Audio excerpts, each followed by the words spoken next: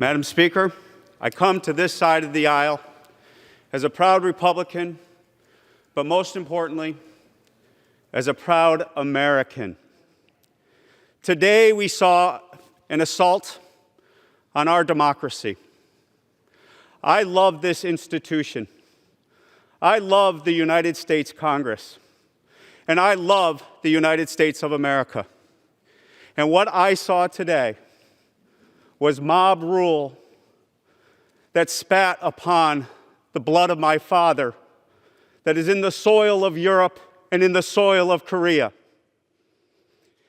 and who gave us, through that blood, this sacred Constitution and the sacred ability to lead this world as a power that says we settle our differences not with mob rule, we settle our differences through elections. And when those elections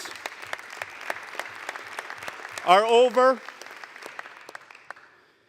we have a peaceful transition of power. Now, make no mistake to my colleagues on the Democratic side of the aisle, I will be passionate in my disagreement with you. I will be passionate in my ideas for the future of this country. And I will fight for my Republican ideas that I hold near and dear. But I will stand with you tonight and send a message to the nation and all Americans that what we saw today was not American, and what we see tonight in this body shall be what we do in America, and that is to transfer power in a peaceful way.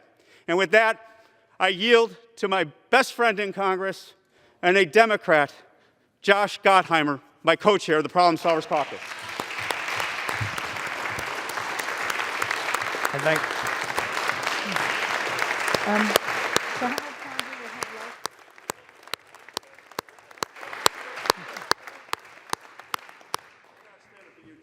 I thank my friend for yielding and for standing with me and with all of us.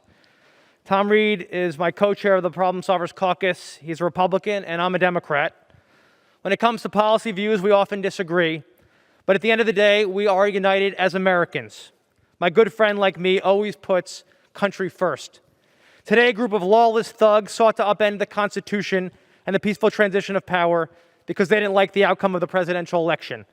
So they tried to nullify it using improvised explosives, shattering windows, breaking down doors, injuring law enforcement, and even tearing down the American flag that rises above this beacon of democracy.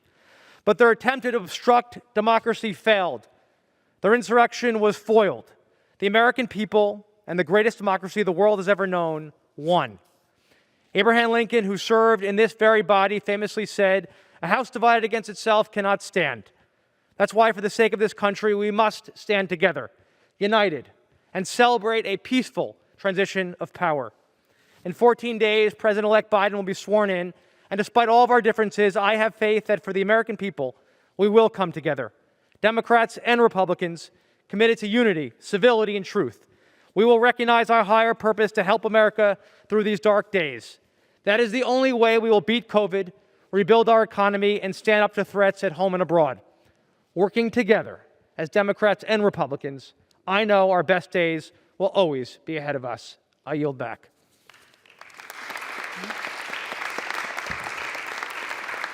Madam Speaker, I encourage my colleagues to always search their conscience and their souls. And I respect my Republican colleagues and my Democratic colleagues. But today, let us pause and remember what happened here today. Let us pause that our tenure in this Congress will far surpass the time that we stay here. And let us pass and cast our votes today, recognizing that what we do here today will set the course of this institution for years to come.